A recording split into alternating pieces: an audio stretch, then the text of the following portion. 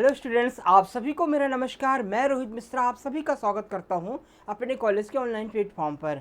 Students, आज मैं आपको पढ़ाऊंगा इंट्रोडक्शन टू फॉरेस्ट्री और इसके अंतर्गत जो मेरा टॉपिक है वो है फॉरेस्ट मैनेजमेंट। ठीक है, तो पिछली क्लास में मैं आपको बता चुका हूँ definition of forestry and scope of forestry, ठीक है, एंड ऑब्जेक्टिव ऑफ फॉरेस्ट्री। ठीक है, कि फॉरेस्ट्री क्या है और फॉरेस्ट्री का ऑब्जेक्ट क्या है और फॉरेस्ट्री का स्कोप क्या है, इसके विषय में बताया हूँ। आज हम आपको पढ़ाएंगे फॉरेस्ट मैनेजमेंट यानी वनों का प्रबंधन। और वनों के प्रबंधन के पहले मैं थोड़ा सा फिर से आपको फॉरेस्ट्री के विषय में बताना चाहूँगा। तो जो फॉरेस्ट्री है यानी वानिकी को वनों के निर्माण, ठीक है, वनों के निर्माण, संरक्षण और वैज्ञानिक प्रबंधन और उसके संसाधनों के उपयोग का गठन करने वाले सभी सिद्धांतों और व्यवहारों के रूप में परिभाषित किया जाता है। तो वानिकी यानी कि जो फॉरेस्ट्री है उसको क्या है, वनों का निर्माण करना, ठीक है, उसका संरक्षण करना, उसका वैज्ञानिक प्रबंधन करना और संसाधनों के उपयोग का गठन करने संबंधित सिद्धांतों का अध्ययन किया जाता है।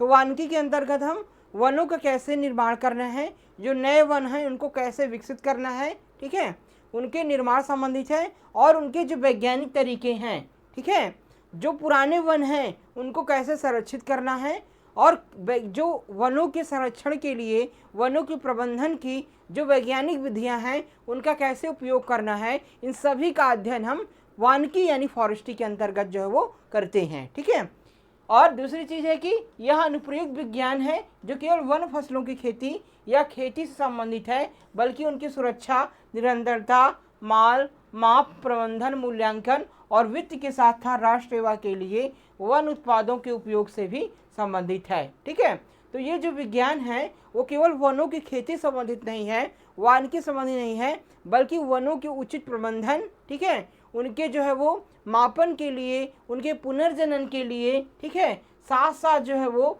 उनकी मूल्यांकन के लिए, ठीक है, और वित्त के साथ साथ राष्ट्र के लिए वन उत्पादों के उपयोग से भी संबंधित है।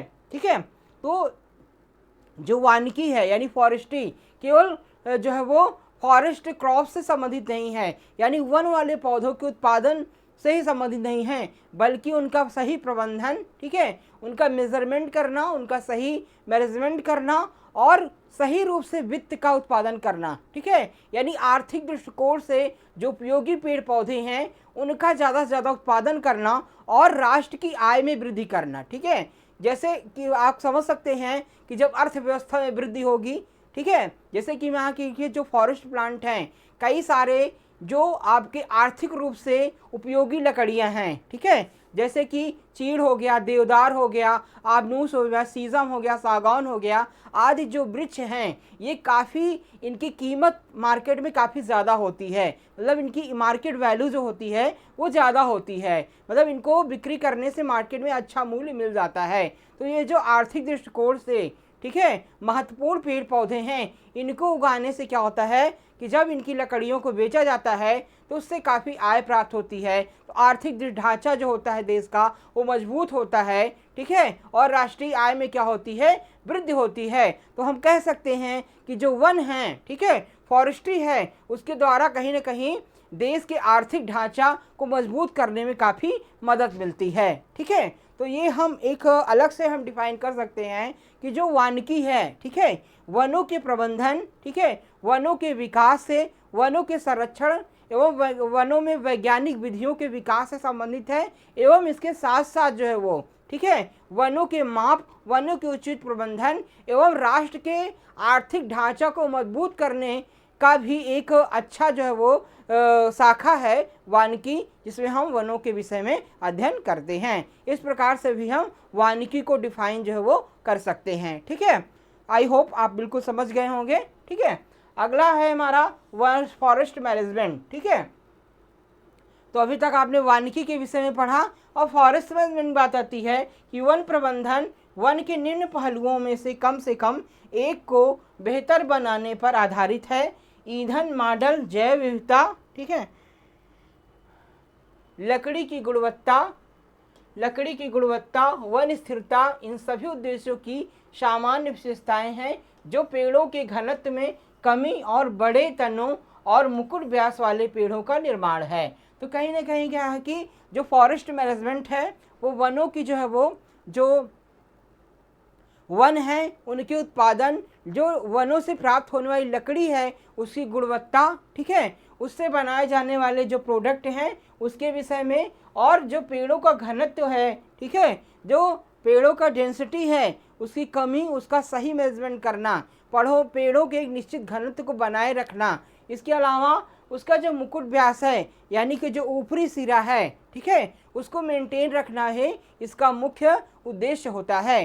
तो फॉरेस्ट मैनेजमेंट के अंदर वनों का उचित घनत्व बनाए रखना, जो वन की लकड़ियां हैं उसका उचित प्रबंधन करना आदि का अध्ययन हम इसके अंदर करते हैं, ठीक है। तो फॉरेस्ट की देख रेख कहीं ना कहीं जो है वो, ये देखिए आप पुराना भी देख सकते हैं कि जैसे कि आप देख रहे हैं वन प्रबंधन के निम्न पहलुओं से कम एक को बेहतर बनाने के आधारित है। जैसे आपका क्या हो गया, ईंधन मॉडल हो गया, क्या हो गया, ईंधन मॉडल हो गया, जैव विविधता हो गया, ठीक है।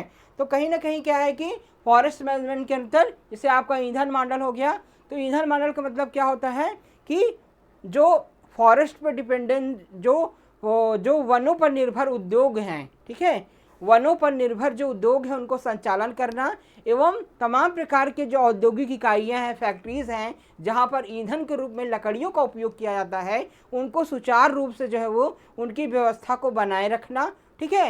एवं जो बायोडाइवर्सिटी है, जैव विविधता है, यानी वनों के अंदर जो जैव विविधता पाई जाती है, ये देखो जैव विविधता क्या है कि जहाँ पर कई सारे विविध प्रकार के जीव जंतु हों, ठीक है।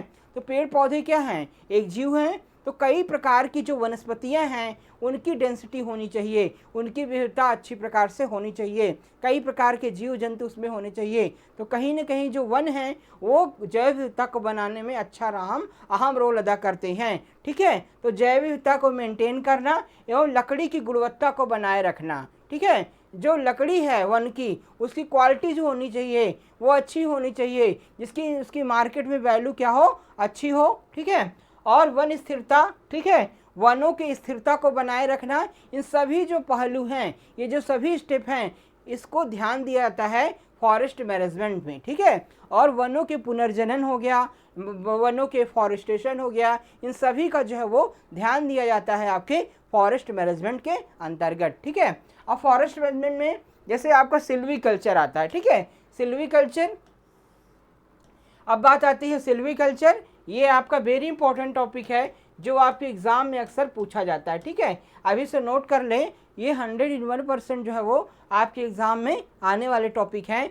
सिल्वीकल्चर क्या होता है, सिल्वीकल्चर यानी कि सिल्वीकल्चर वानिकी की वह शाखा है जो इमारती लकड़ी की स्थापना, विकास, देखभाल और प्रजनन स्टैंड से संबंधित है, ठीक है। तो सिल्वीकल्चर जो है वो एक वानिकी की महत्वपूर्ण शाखा है जिसके अंतर्गत हम जो है वो वनों के प्रबंधन, वनों के पुनर्जनन, वनों के विकास, ठीक है, और वनों की देखभाल, वनों के प्रजनन स्टैंड आदि का हम अध्ययन करते हैं। उसे हम क्या कहते हैं बेटा, सिल्वीकल्चर कहते हैं। एक बार पुनः आप लोग समझ लीजिए कि सिल्वीकल्चर जो है वो वानिकी की वह शाखा है, फॉरेस्ट्री की वह शाखा है जिसके अंतर्गत हम जो है वो वनों के उत्पादन, वनों के निर्माण, वनों के विकास, वनों के पुनर्जनन, वनों की देखभाल, वनों के उचित प्रबंधन, ठीक है, वनों की स्थापना आदि का अध्ययन करते हैं। उसे क्या कहते हैं, उसे कहते हैं सिल्वीकल्चर कहा जाता है, ठीक है।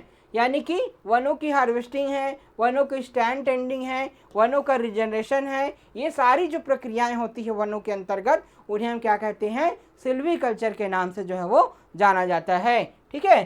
सरल वन, फसलों की खेती की कला और विज्ञान, सिल्वीकल्चर वन वृक्षों और फसलों के बीच इतिहास और सामान्य विशेषताओं का अध्ययन जिसमें पर्यावरणीय कारकों, ठीक है। तो ये भी है कि सिल्वीकल्चर जो है वो उसके अंतर्गत जो वन के अंतर्गत की जाने वाली जो वनों के अंतर्गत फसलें उगाई जाती हैं उसका भी अध्ययन करता है, वनों के प्रबंधन का अध्ययन करता है, ठीक है, वनों के इतिहास के बारे में समझता है, और वन को जो है वो एक कला और विज्ञान दोनों के रूप में वनों का अध्ययन जो है वो किया जाता है सिल्वीकल्चर के अंदर, ठीक है। तो सिल्वीकल्चर के अंतर्गत हम जो है वो कला एवं विज्ञान के रूप में वनों के इतिहास, वनों के संवर्धन आदि का अध्ययन जो है वो हम करते हैं। ठीक है, तो इस प्रकार से हम इसे सिल्वीकल्चर कह सकते हैं। अब बात आती है, इसका विशेष संदर्भ दिया जाता है जो कि सिल्वीकल्चर के अभ्यास का आधार होता है। ठीक है, अब हम बात करेंगे ऑब्जेक्टिव ऑफ सिल्वीकल्चर की, यानी सिल्वीकल्चर के क्या उद्देश्य हैं। ठीक है, तो सिल्वीकल्चर के कुछ महत्वपूर्ण उद्देश्य हैं जो मैं आपको बताऊंगा, कि जैसे प्रति इकाई क्षेत्र में अधिक उत्पादन। ठीक है,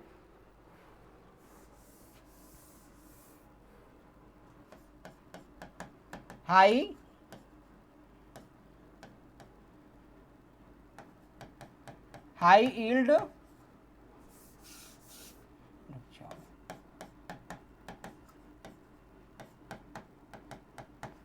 यील्ड पर यूनिट एरिया। ठीक है, पर यूनिट एरिया, प्रति क्षेत्र में अधिक उत्पादन। ठीक है, प्रति क्षेत्र में अधिक उत्पादन कैसे करेंगे, कि इसका मुख्य उद्देश्य है, सिल्वीकल्चर का मुख्य उद्देश्य है कि पर यूनिट एरिया में अच्छा उत्पादन प्राप्त करना। ठीक है, कम क्षेत्रफल में अच्छा उत्पादन प्राप्त करना।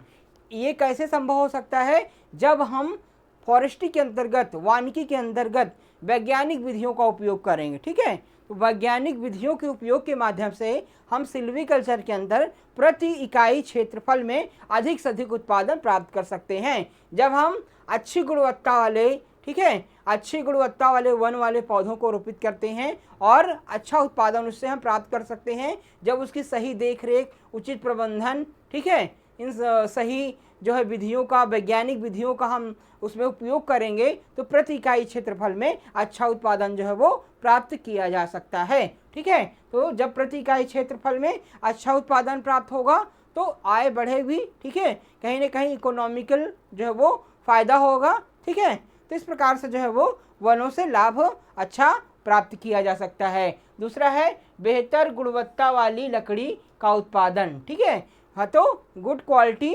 Would production. ठीक है, बेहतर गुणवत्ता का मतलब क्या हो गया, गुड क्वालिटी वुड प्रोडक्शन, बेहतर गुणवत्ता वाली लकड़ी का उत्पादन कैसे करेंगे, कि जब हम वैज्ञानिक ढंग से सिल्वीकल्चर के माध्यम से पेड़ पौधों को उगाएंगे, मतलब कि उनकी विशेष ध्यान दिया जाएगा। ठीक है, उनकी अच्छी गुणवत्ता वाले पेड़ पौधों को लगाया जाएगा, वनों में रोपित किया जाएगा। ठीक है, और उनकी जो अच्छी, एक पौधे की गुणवत्ता का मतलब क्या है, कि जो उनकी ऊंचाई है, मोटाई है, लंबाई चौड़ाई है, वो अच्छी होना चाहिए। मतलब कि डायमीटर जो होना चाहिए पेड़ पौधों का वो अच्छा होना चाहिए, जिससे वो उनसे अच्छा उत्पादन प्राप्त किया सके, अच्छी गुणवत्ता वाले फर्नीचर निर्माण किया सके, इसकी की मार्केट वैल्यू क्या हो, अच्छी हो। तो इससे क्या है कि सिल्वीकल्चर के माध्यम से ही अच्छी गुणवत्ता वाली लकड़ी का उत्पादन किया जा सकता है। तो सिल्वीकल्चर का मुख्य उद्देश्य है कि वनों को उचित देखरेख करके, ठीक है, वैज्ञानिक विधियों को अपना करके अच्छी गुणवत्ता वाली जो है वो लकड़ी का उत्पादन किया जा सकता है। ठीक है, इसके अलावा आर्थिक रूप से मूल्यवान प्रजातियों का उत्पादन। ठीक है, आर्थिक रूप से मूल्यवान प्रजातियों का उत्पादन मतलब है कि जो इकोनॉमिकल पर्पज से इम्पोर्टेंट हो, जिसकी मार्केट में वैल्यू क्या हो, ज़्यादा हो, आर्थिक दृष्टिकोण से मजबूत हो, जिसको मार्केट में अच्छा जो है वो बिक्री करने से अच्छा मूल्य मिल सके, उसे हम क्या कहते हैं, आर्थिक मूल्यवान वाली फसलें। जैसे कि आपका चीड़ हो गया, देवदार हो गया, ठीक है, आपका शीशम हो गया, साखू हो गया, आपकी सागौन हो गया, ये सारे जो वृक्ष हैं ये आपके आर्थिक दृष्टिकोण से, बांस हो गया, ठीक है, बैम्बू, ये सारे रूप से क्या हैं, इनकी मार्केट में इकोनॉमिकल वैल्यू ज़्यादा है, इनकी मार्केट में डिमांड अच्छी है, क्योंकि इससे कई प्रकार के फर्नीचर वगैरह कई सारे इंडस्ट्रीज़ में इनका उपयोग जो है वो किया जाता है। तो इसलिए मार्केट वैल्यू इनकी अच्छी है। तो जो आर्थिक दृष्टिकोण से महत्वपूर्ण पेड़ पौधे हैं, जिसका एग्जाम्पल मैं आपको बताया, इसको उगाना चाहिए। तो इसको उगाने पे फोकस करता है आपका सिल्वीकल्चर। ठीक है, तो इसको उगाना चाहिए जिससे कि आर्थिक दृष्टिकोण से ज़्यादा से ज़्यादा लाभ जो है वो प्राप्त किया जा सके। ठीक है, प्रजातियों के रोटेशन को कम करना। ठीक है, तो जब अच्छी गुणवत्ता प्रजातियों को रोटेशन को कम करने का मतलब क्या है, कि जो अच्छी गुणवत्ता हैं, मतलब कि जो प्रजातियां हैं उसके रोटेशन को कम करना।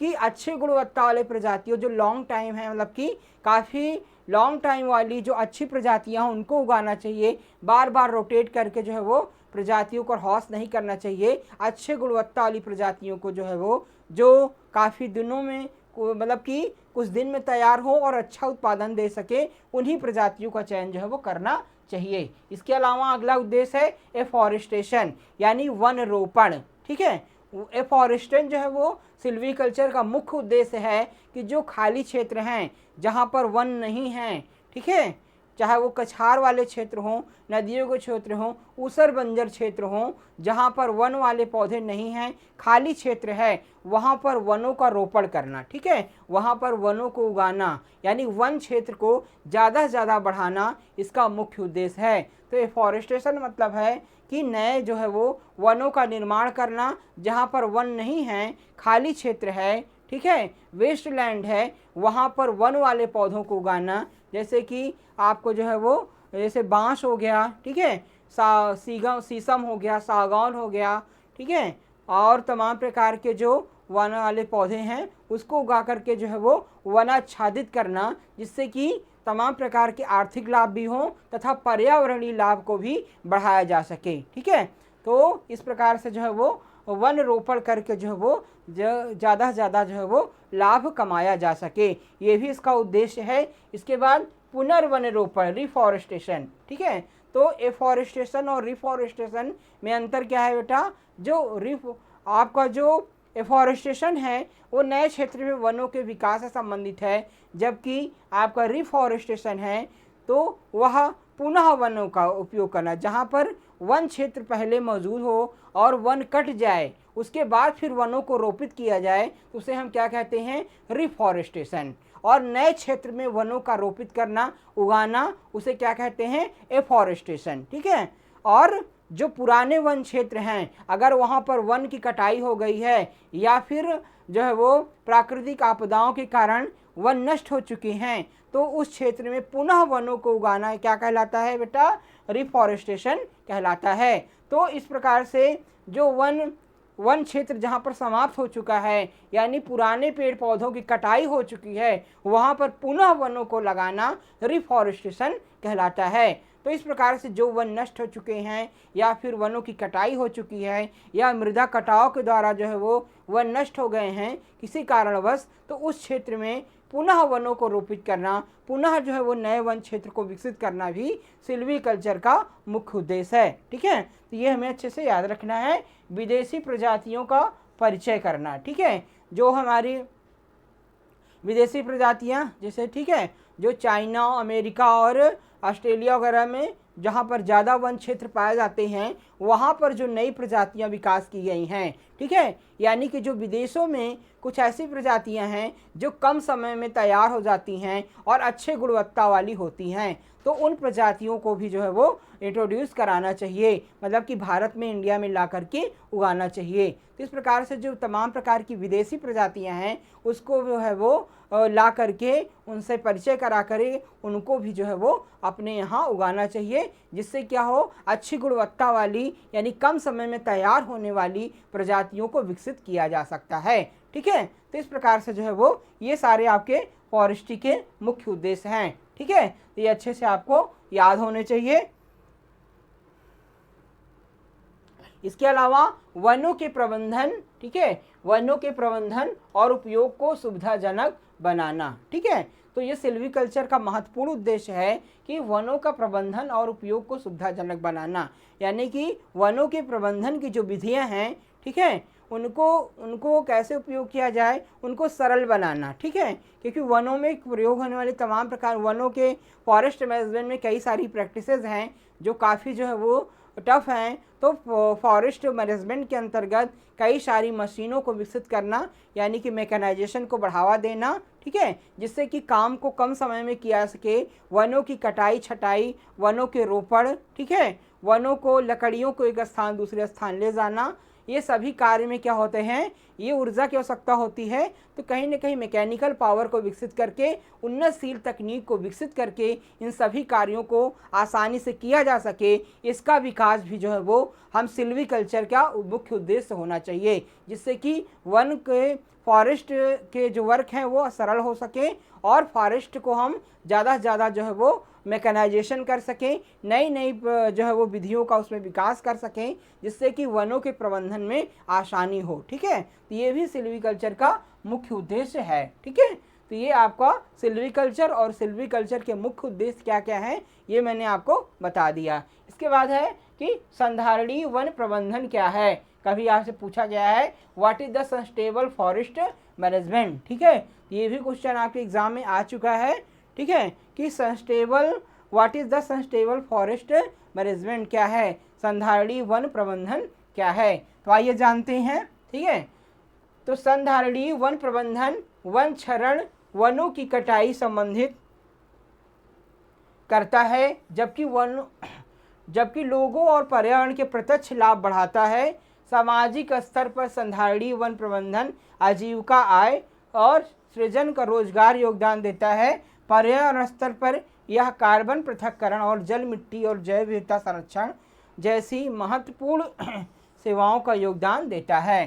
तो कहीं ना कहीं कह सकते हैं कि सबसे पहले हम जानेंगे कि व्हाट इज सस्टेनेबल डेवलपमेंट क्या होता है। ठीक है, सस्टेनेबल यानी संधारणीय विकास की बात की जाए तो संधारणीय विकास ऐसा विकास होता है जो प्रकृति को जोड़ करके चले। ठीक है, जो प्राकृतिक चीज़ों को और हमारे पुराने तरीकों को, प्राकृतिक चीज़ों को, प्रकृति को नुकसान न पहुंचाने योग्य हो। ठीक है, तो प्रकृति के संतुलन को बनाए रखने में मदद करता हो, उन विधियों का जो उपयोग किया जाता है कृषि में, उसे हम संधारणीय कृषि या सस्टेनेबल डेवलपमेंट के नाम से जानते हैं। ठीक है, तो वनों के विकास के लिए जो वैज्ञानिक तरीके हैं, ठीक है, वैज्ञानिक तरीके हैं, आधुनिक तरीके हैं और जो हमारे पुराने तरीके हैं, ठीक है, जो इको फ्रेंडली प्रैक्टिसेस हैं, पर्यावरण के प्रति अनुकूल परिस्थितियाँ हैं, उन सभी में आपस में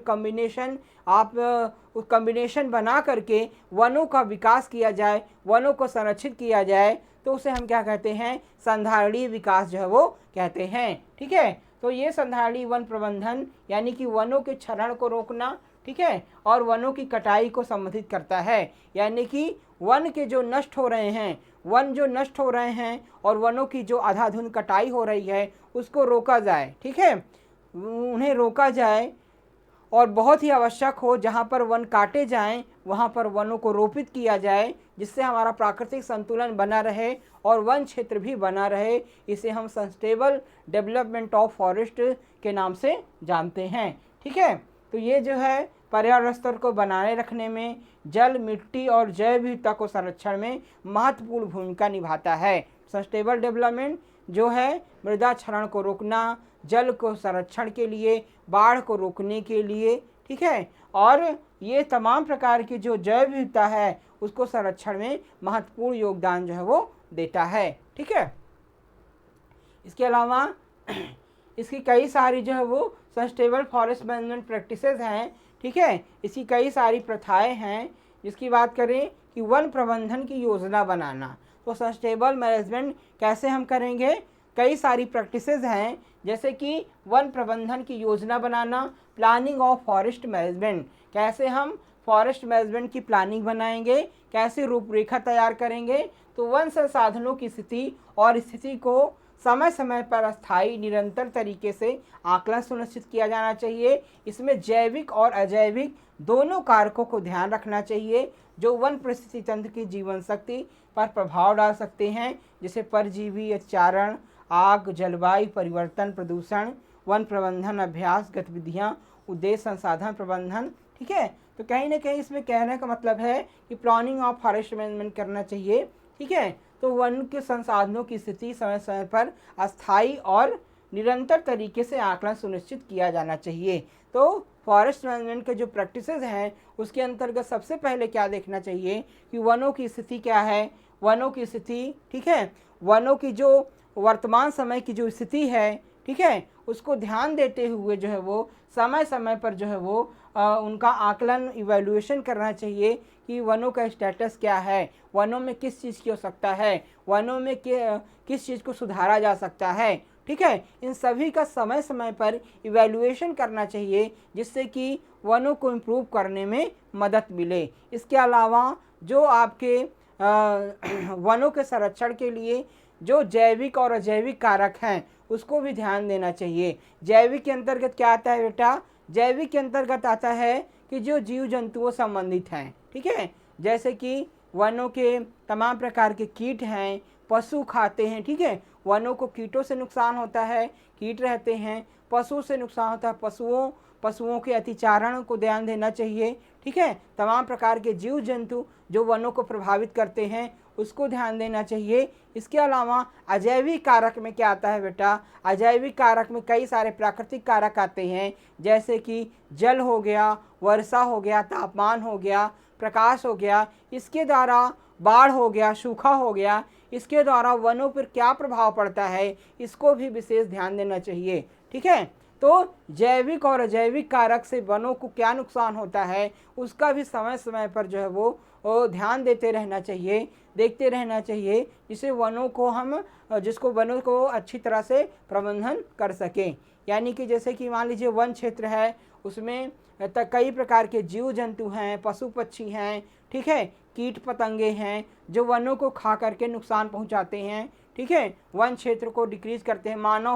मानव के द्वारा जो कटाई होती है वो भी जैविक कारक में आते हैं, तो उसको कम किया जा सके। और जो अजैविक कारक हैं, बाढ़ है, सूखा है, पाला है, ठीक है, तापमान है, उसके द्वारा जो वनों को नुकसान हो रहा है उसको इवेलुएट करना चाहिए, ठीक है, और इस जो समस्या है उसका सही प्रबंधन करना चाहिए जिससे वनों को बचाया जा सके। तो ये सबसे इम्पोर्टेंट ये प्रैक्टिसेस हैं वनों के लिए, इसका भी हम समय पर निगरानी करते रहना चाहिए, जिससे कि वनों का विकास और निष्कर्षण मात्रात्मक और गुणात्मक संतुलन बनाना होना चाहिए। तो जिस हिसाब से क्या हो, इन सभी को अगर हम ध्यान देंगे तो इनका जो संतुलन है, वनों का संतुलन है, वो क्या होगा, बना रहेगा, ठीक है। इसके अलावा दूसरा क्या है, अनुसंधान यानी रिसर्च, ठीक है, उष्णकटिबंधीय वन अनुसंधान की आलोचना की गई है। तो कहने का मतलब यह क्या है कि किसी भी क्षेत्र में अनुसंधान की आवश्यकता बहुत अधिक होती है। रिसर्च जो है वो वनों की उन्नतशील प्रजातियों के बारे में समय समय पर रिसर्च होना चाहिए। वनों की जो प्रैक्टिसेस है, ठीक है, वनों की जो प्रैक्टिसेस हैं उसमें रिसर्च होने चाहिए कि वनों में क्या क्या जो है वो वनों की स्थिति को सुधारने के लिए नए नए तरीके कौन कौन से हैं, मैकेनाइजेशन के कौन कौन से तरीके हैं, वनों की कटाई के लिए, वनों की प्रोसेसिंग के लिए, वनों के रिफॉरेस्टेशन के लिए जो भी नई नई तकनीकें हैं, वैज्ञानिक विधियां हैं, उसके विषय में अनुसंधान होना चाहिए, खोजना चाहिए, जिससे वनों को और अच्छा सुधारा जा सके। इसके अलावा जो भी विदेशी प्रजातियां हैं, ठीक है, उनको अपने देश में ला करके अपने देश की जो प्रजातियां हैं, देसी प्रजातियां, उनसे जो है क्रॉस करके नई नई प्रजातियों को तैयार करना चाहिए जो अच्छी गुणवत्ता वाली हो, कम समय में तैयार होने वाली हो और जिसकी इकोनॉमिकल वैल्यू मार्केट में ज़्यादा हो। ऐसी प्रजातियों को रिसर्च करना चाहिए जिससे कि वनों से जो है वो वनों को और अच्छी गुणवत्ता युक्त बनाया जा सके। तो समय समय पर इसमें अनुसंधान की ज़रूरत होती है जिससे कि वन क्षेत्रफल को बढ़ाया जा सके और वन वाले पौधों की गुणवत्ता को बनाया जा सके। तो ये बहुत ही आवश्यक जो है वो होता है आपका रिसर्च। इसके बाद टेक्निकल रिक्वायरमेंट होनी चाहिए, ठीक है। टेक्निकल रिक्वायरमेंट में बात आती है कि जैसे कुछ वन प्रबंधन उपकरणों को अभी भी परिष्कृत करने की आवश्यकता है, जिसमें कि शामिल है फील्ड इन्वेंट्री तकनीक, जो है फील्ड इन्वेंट्री तकनीक हो गया, टेली डिटेक्शन, ठीक है, भौगोलिक सूचना प्रणाली यानी जीपीएस, वन स्टैंड निगरानी के लिए नमूना भूखंडों का उपयोग, ऐसी गतिविधियां जो खड़ी लकड़ी की गुणवत्ता और मूल्य को बढ़ाती हैं। अतः तर्क संगत संसाधन प्रबंधन निर्णय लेने में सक्षम बनाने के लिए आसानी से उपयोग करने योग्य और अद्यतन वन डेटाबेस को होना महत्वपूर्ण है, ठीक है। कहने की मतलब है टेक्निकल रिक्वायरमेंट बहुत ही आवश्यक है, ठीक है। जो तमाम प्रकार की टेक्निकल रिक्वायरमेंट है, ठीक है, वो ही बहुत आवश्यक है, जैसे कि फील्ड इन्वेंट्री तकनीक या, ठीक है, फील्ड इन्वेंट्री तकनीक जो है वो हो गया, डिटेक्शन तकनीक हो गया, भौगोलिक सूचना प्रणाली जिसको हम जीपीएस कहते हैं, ठीक है, वन स्टैंड निगरानी यानी नमूना भूखंडों का उपयोग। ये तमाम प्रकार की जो गतिविधियां हैं, ठीक है, वनों के मैनेजमेंट के लिए जो तमाम प्रकार की टेक्निकल इश्यूज़ हैं, जैसे कि आप जीपीएस सिस्टम हो गया, ठीक है, टेंडिंग ऑपरेशन हो गया, वनों के अंतर्गत जो तमाम प्रकार के टेंडिंग ऑपरेशन किए जाते हैं, इसके अलावा फील्ड इन्वेंट्री जो तकनीकी है, ठीक है, वनों को मेजरमेंट करने से संबंधित जो तकनीकी है, तो जो तमाम प्रकार की टेक्निक्स हैं, वनों के अंदर मैकेनाइजेशन है, ठीक है, आपके इंजीनियरिंग पार्ट्स हैं, उसको मेंटेन किया जाए, वनों के संवर्धन के लिए, वनों की कटाई के लिए, वनों की ढुलाई के लिए तमाम प्रकार के जो टेक्निकल जो वर्क हैं, टेक्नोलॉजी से संबंधित वर्क हैं, उसको इम्प्रूव किया जाना चाहिए। निरंतर उसमें अनुसंधान करके उसको नए नए रिसर्च के माध्यम से इम्प्रूव किया जा सके, जिससे कि वनों की गुणवत्ता को और बढ़ाया जा सके, वनों के कार्य को और सरल किया जा सके, जिससे कि वनों के तमाम कार्य, सारे जो प्रैक्टिसेस हैं, कार्य हैं, वो कम समय में निष्पादित किए जा सकें, जिससे कि वन संवर्धन को बढ़ाया जा सके और वनों से अच्छा लाभ जो है वो कमाया जा सके। ठीक है, तो जो भी आपके फॉरेस्ट से रिलेटेड इंडस्ट्रीज़ हैं, तो तमाम प्रकार के अगर मैकेनिक्स चीज़ें, टेक्निकल चीज़ें अगर मेंटेन होगी तो इंडस्ट्रीज़ ग्रोथ करेंगी और वन का क्षेत्रफल और भी बढ़ेगा और वनों से लाभ जो है वो अच्छा होने लगेगा और लोगों को एम्प्लॉयमेंट मिलेगा। ठीक है, और देश की आर्थिक व्यवस्था मजबूत होगी। ठीक है, तो इस प्रकार से जो है वो हम फॉरेस्ट मैनेजमेंट करके जो है वो अच्छा मुनाफा कमा सकते हैं। तो इस प्रकार से आज हमने आपको बताया जो है वो कि फॉरेस्ट मैनेजमेंट क्या है, सिल्वीकल्चर क्या है, सिल्वीकल्चर का ऑब्जेक्टिव क्या है और सस्टेनेबल जो है वो फॉरेस्ट मैनेजमेंट क्या होता है, कौन कौन सी टेक्निक्स हैं। तो ये इंपॉर्टेंट टॉपिक्स थे, बिल्कुल अच्छे से आप याद कर लीजिएगा और इसका नोट्स जो है आपको हमारे टेलीग्राम चैनल आरबीएस महाविद्यालय पे आपको मिल जाएगा। ठीक है, तो आज की क्लास में स्टूडेंट्स बस इतना ही। नेक्स्ट क्लास में हम नए टॉपिक के साथ आपसे फिर मिलेंगे और हमारी लाइव क्लासेस जो है वो आपको इन्फॉर्म कर दी जाएंगी पहले से कि कब कब चलेंगी और उसी के अंतर्गत आप लोग जो है वो लाइव समय से आ जाइएगा। आप सभी का बहुत बहुत धन्यवाद। जय हिंद।